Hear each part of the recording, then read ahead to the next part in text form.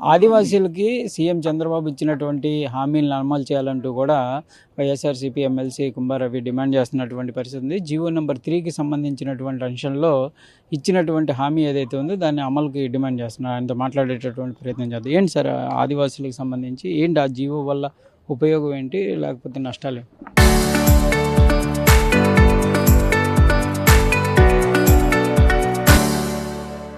చంద్రబాబు నాయుడు గారు ఎన్నికల సందర్భంలో అరకు వ్యాలీ పరిశీలించారు. ఆ సందర్భంగా జీవో నెంబర్ 3ని పునరుద్ధరిస్తా, ఆదివాసీ ప్రాంతాల్లో టీచర్ ఉద్యోగులన్నీ కూడా ఆదివాసీకి ఇస్తానని స్పష్టమైనటువంటి మాట ఇచ్చారు. అంతేకాదు, కూటమి తెలుగుదేశం పార్టీ ఎన్నికల సందర్భంలో వచ్చినటువంటి వాళ్ళ మేనిఫెస్టో యువగళంలో కూడా ఎస్సీ ఎస్టీ సంక్షేమంలో 4వ పాయింట్గా చాలా స్పష్టంగా పేర్కొన్నారు. దీన్ని ఇప్పటికి 2.5 సంవత్సరాలు అయింది దాదాపు కూటమి ప్రభుత్వ అధికారంలోకి వచ్చి. ఇచ్చిన మాట నెరవేర్చాలని రాష్ట్ర వ్యాప్తంగా ఉన్నటువంటి ఆదివాసీ ప్రాంతాల్లో బ్రహ్మాండమైనటువంటి ఉద్యమాలు జరుగుతున్నాయి. గడిచిన సంవత్సర కాలంలో ఆదివాసీ ప్రాంతాలు అన్ని ప్రాంతాలలో అరకు, పాడేరు, చింతపల్లి, రంపచోడవరం, సీతంపేట, పోలవరం అన్ని ప్రాంతాల్లో ఉన్నటువంటి ఆదివాసీ బిడ్డలు బ్రహ్మాండమైనటువంటి ఉద్యమాలు చేస్తున్నారు. పెద్ద ఎత్తున వేలాది మంది ఆదివాసీ బిడ్డలకు గళం విప్పుతున్నారు. ఇవాళ ఈ ప్రభుత్వానికి వినిపించడం లేదా? ఇవాళ శాసనమండలిలో ప్రశ్నోత్తరాల సమయంలో సూటిగా ఈ ప్రభుత్వాన్ని జీవో నెంబర్ 3ని ఇచ్చిన మాట మీరు నెరవేరుస్తున్నారా? దానికి సంబంధించి ఆదివాసీ ప్రాంతాల్లో 100% ఉద్యోగాలు ఆదివాసీలకు ఇవ్వడానికి జీవో నెంబర్ 3కి బదులుగా ఏదైనా ప్రత్యామ్నాయ ఏర్పాట్లు చేస్తున్నారంటే మంత్రి గారి సమాధానం చేస్తున్నాము, న్యాయ నిపుణులను సంప్రదిస్తున్నాము, గిరిజన సంఘాలని సంప్రదిస్తున్నామని మాట్లాడుతున్నారు. ఎంతకాలం సంప్రదిస్తారు మీరు? ప్రభుత్వం అధికారంలోకి వచ్చి 2.5 సంవత్సరాలు అవుతుంది. సంవత్సరం నుంచి ఆదివాసీ ప్రాంతాల్లో ఉద్యమాలు చేస్తున్నారు. ఇవాళ ఏం చేస్తున్నారు మీరు? ప్రభుత్వం ఒక నిర్ణయం తీసుకోవడానికి, కనీసం ట్రైబల్ అడ్వైజరీ కమిటీని నియమించడానికి, ఆ నియమించిన కమిటీ సమావేశపరిచి ఒక రిజల్యూషన్ పాస్ చేయడానికి కూడా మీకు సమయం సరిపోవటం లేదా? ఒక్క రిజల్యూషన్ అయినా సరే జీవో నెంబర్ 3కే ప్రత్యామ్నాయమైనటువంటి ఏర్పాట్లు చేయడానికి సంబంధించి ఒక్క ప్రత్యామ్నాయాన్ని మీరు చేశారు ఇవాళ? ఒక్క రిజల్యూషన్ మీరు పాస్ చేశారు ఇవాళ? అసంపూర్ణమైనటువంటి సమాధానాలు ఇస్తున్నారు మీరు ఇవాళ స్పష్టంగా అడుగుతున్నాం. ఇవాళ అన్నీ మాయమాటలు, అసత్యాలు. గిరిజన సంక్షేమ శాఖ మంత్రి సంధ్యారాణి గారు నోరు తెరిస్తే అబద్ధాలు మాట్లాడుతున్నారు. కేవలం ఆదివాసీ ప్రాంతాల్లో ఉన్నటువంటి ప్రజల్ని మోసగించి మభ్యపెట్టడానికి ఇష్టం వచ్చినట్టు మాట్లాడుతున్నారు. రోజుకో మాట, పూటకో మాట మాట్లాడి ప్రయత్నం చేస్తున్నారు. చంద్రబాబు నాయుడు గారిని స్పష్టంగా అడుగుతున్నాం, మీరు ఎన్నికల సందర్భంలో ఇచ్చిన మాటకి మీ సమాధానం ఏంటని అడుగుతున్నాం. మేము మీకు చేత కాకపోతే ఆనాడు వైఎస్ఆర్ కాంగ్రెస్ పార్టీ ఆధ్వర్యంలో జగన్మోహన్ రెడ్డి గారు ముఖ్యమంత్రిగా 2002లో సుప్రీంకోర్టు దీన్ని కొట్టివేసినప్పుడు వెంటనే ట్రైబల్ అడ్వైజరీ కమిటీని మీట్ చేసి దానిలో ఒక నిర్ణయాన్ని తీసుకున్నారు. ఆయన దానికి ప్రత్యామ్నాయమైనటువంటి ఏర్పాట్లు ఏం చేయాలి, న్యాయాలను సంప్రదించి అడ్వకేట్ జనరల్ని కూర్చోబెట్టి ఒక నిర్ణయం తీసుకున్నారు. ఆ రోజు రాజ్యాంగంలో ఉన్నటువంటి 5వ షెడ్యూల్లో క్లాస్ 2ని సవరించినా సరే, 6th షెడ్యూల్లో ఉన్నట్టు 5th షెడ్యూల్లో ఉన్నటువంటి ఆదివాసీ ప్రాంతాలను, ఆ ప్రాంతాల్లో ఉన్నటువంటి ఆదివాసీ బిడ్డలకి 100% న్యాయం జరగాలంటే రాజ్యాంగంలో 5వ షెడ్యూల్లో క్లాస్ 2ని సవరించండి. ఇది ఆ రోజు తీసుకున్నటువంటి ఒక ఆలోచన. ఒకవేళ అందులో కూడా మీకు ఇబ్బందులు ఎదురైతే రాజ్యాంగంలో ఉన్నటువంటి ఆర్టికల్ 371D, ఇది ఆంధ్రప్రదేశ్, తెలంగాణ రాష్ట్రాల్లో ఉన్నటువంటి ఉద్యోగాలన్నీ కూడా రాష్ట్రాన్ని యూనిట్గా అందరినీ సమానంగా చూడాలి, ఎస్సీ ఎస్టీలని రోస్టర్లతో పాటు అనేది అది దాని యొక్క ఆలోచన. అది ఒక ప్రెసిడెన్షియల్ ఆర్డర్.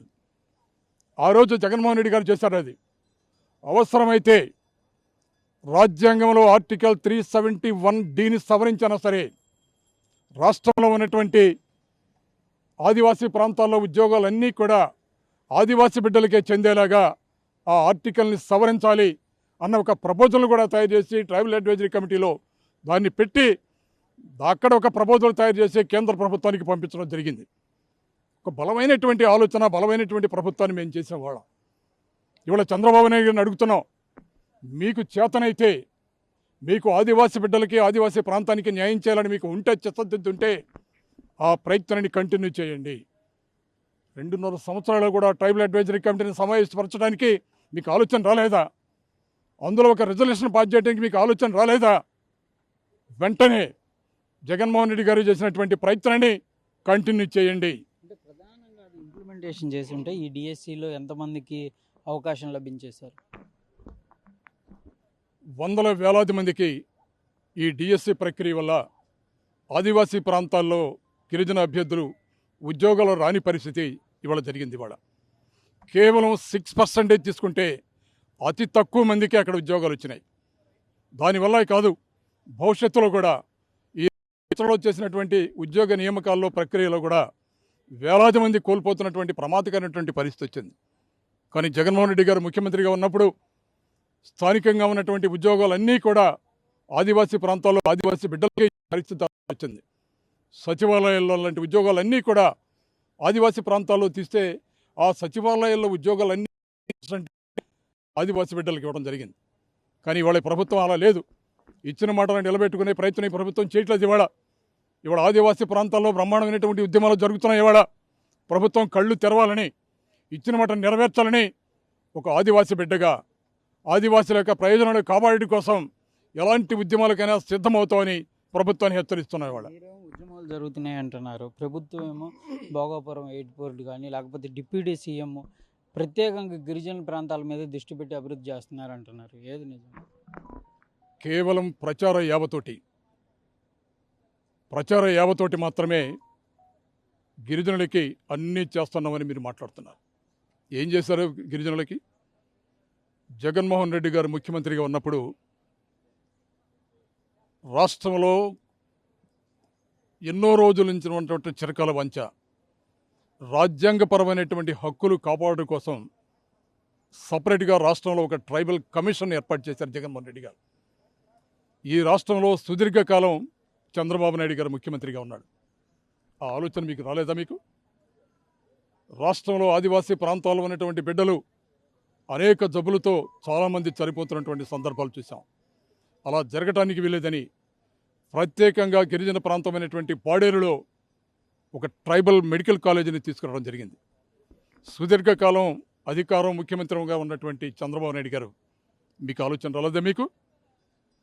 అలాగే tribal engineering college, tribal university, 5 super speciality హాస్పిటళ్ళు గిరిజన ప్రాంతాల్లో, ఎన్నో వెల్ఫేర్ యాక్టివిటీస్, కొన్ని లక్షలాది మందికి ఉద్యోగాలు.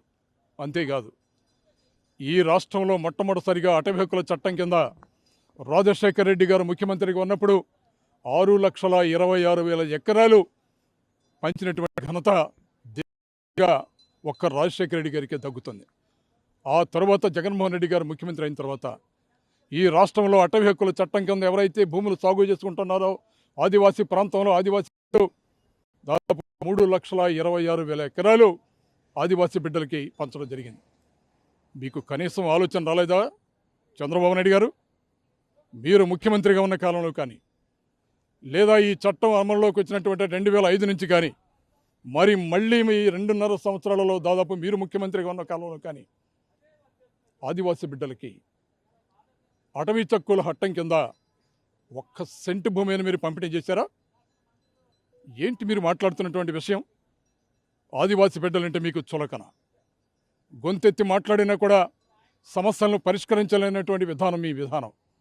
ఆదివాసీ బిడ్డల మీద ఎప్పుడు కూడా మీరు చిన్న చూపే. అందుకే ఇవాళ మాట్లాడుతున్నాం.